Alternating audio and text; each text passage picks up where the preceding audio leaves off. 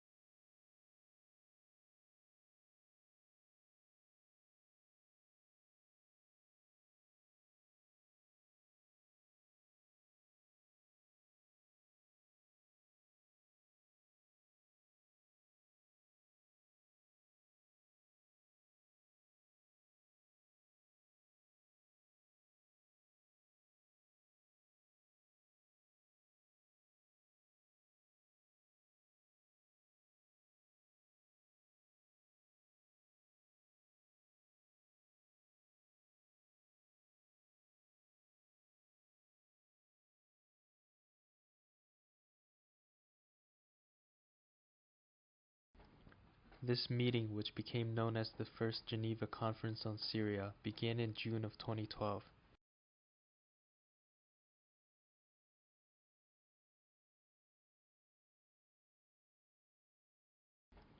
This meeting, which became known as the First Geneva Conference on Syria, began in June of 2012.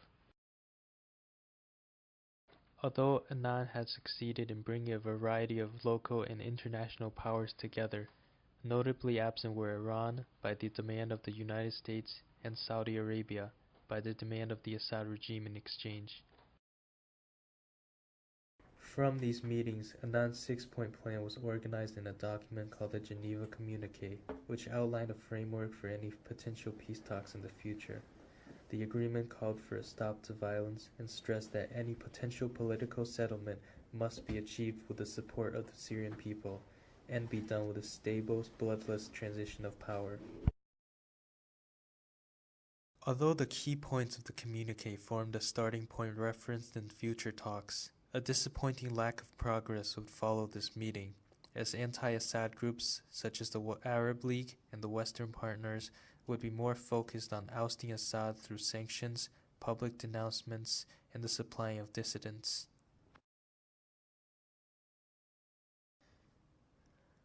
The UN Security Council is one instance of clashing motives among the major players that have led to inaction.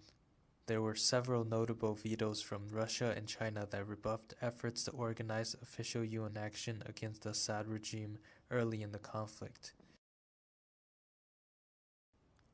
In 2011, both countries vetoed a resolution that would have condemned the actions of the Assad regime. Both would go on to reject a resolution adopting the Arab League's peace plan and another threatening official sanctions against the Syrian government. In their justifications of their decisions, the two nations often argue that the other powers were using the UN to exert their influence and implement forced regime change in Syria. Other members of the Council, especially the United States, have been active in criticizing these vetoes.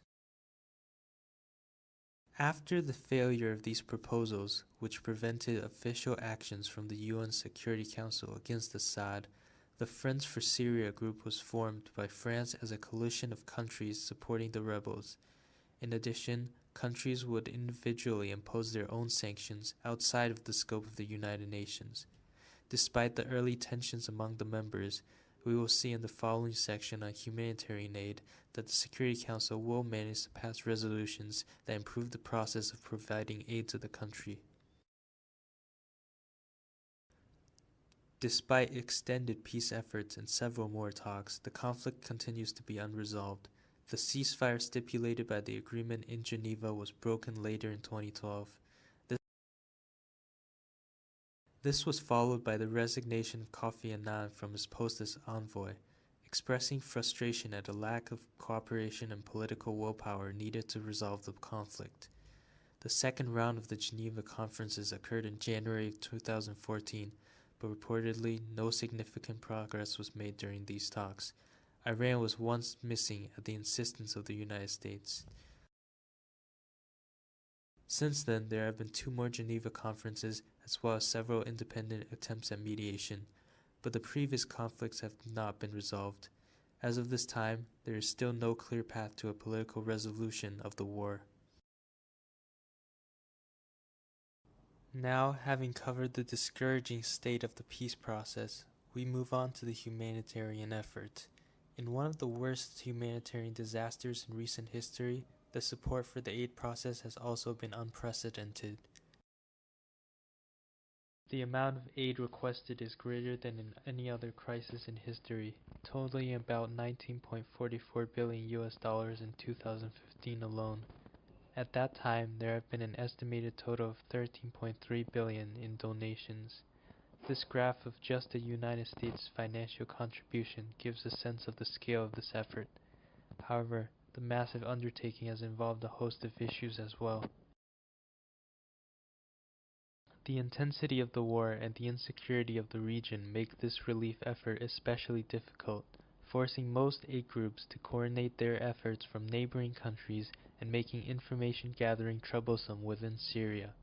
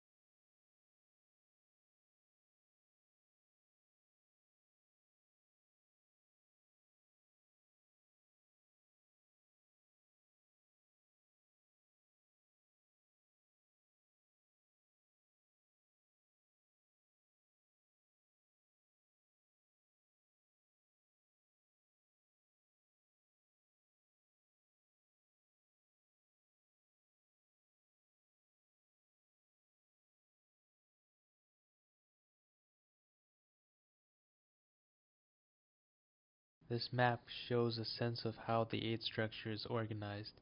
The widely adopted cluster approach categorizes relief groups according to the task that they fulfill.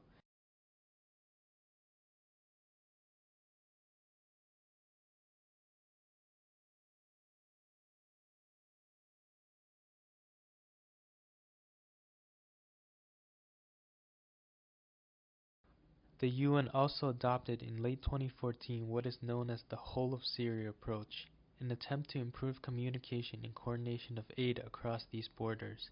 As seen on the map here, the system establishes routes from the capital to outposts in neighboring countries. The goal of distributing aid has also turned into a difficult or sometimes impossible task, whether due to intentional or unintentional causes. In 2014, the UN classified millions of Syrians as living in hard-to-reach areas.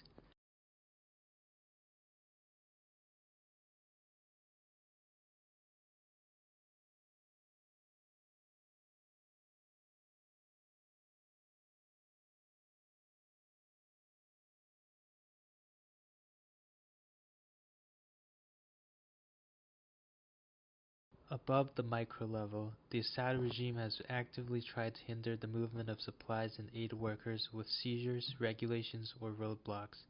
Bureaucracy has been an effective tool in hindering many of these efforts, consisting of visa restrictions for UN workers and non-government organizations. In February 2014, the UN Security Council passed Resolution 2139 ordering free access of aid groups in Syria, and Resolution 2165, which opened the borders to humanitarian groups. Ultimately, the application of aid still depends on cooperation between countries, NGOs, and adversarial factions. Moving on to another clear issue, the protection of aid workers and supplies. The chaos in Syria has resulted in unstable borderlines, as cities and land are constantly falling under different factions. The UN Security General has reported indiscriminate attacks in the form of aerial bombardment from the regime and shelling from both government and rebel forces. Understandably, given the strategic and political advantages of humanitarian aid, the control and disruption of supply lines has been a major goal of both sides. In May of 2015, the United States Agency for International Development reported its biggest loss of aid after ISIS took the city of Palmyra and seized a Red Cross warehouse full of supplies. Raids, bombings, and airstrikes all pose a significant threat.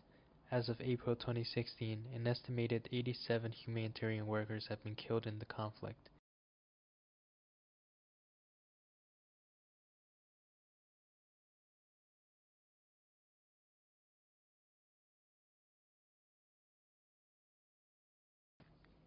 Despite the outpouring of support for the Syrian aid process, the demand for aid continues to outpace the supply as the war continues.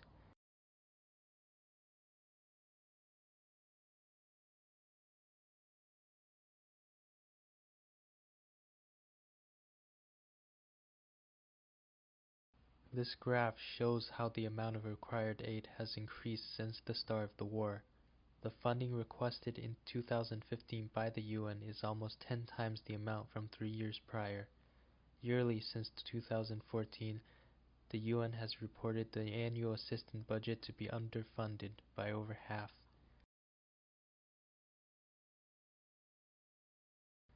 The United States High Commission for Refugees has expressed concerns that with the lack of funding, many people will lose access to vital health care. This strain extends beyond Syria's borders, as more nations are beginning to tighten the amount of resources and accommodation in regards to refugees, as will be seen in the next chapter. In regards to both the diplomatic and humanitarian effort, a great amount of money and manpower has been spent to stop the bleeding, but still, no foreseeable end is in sight.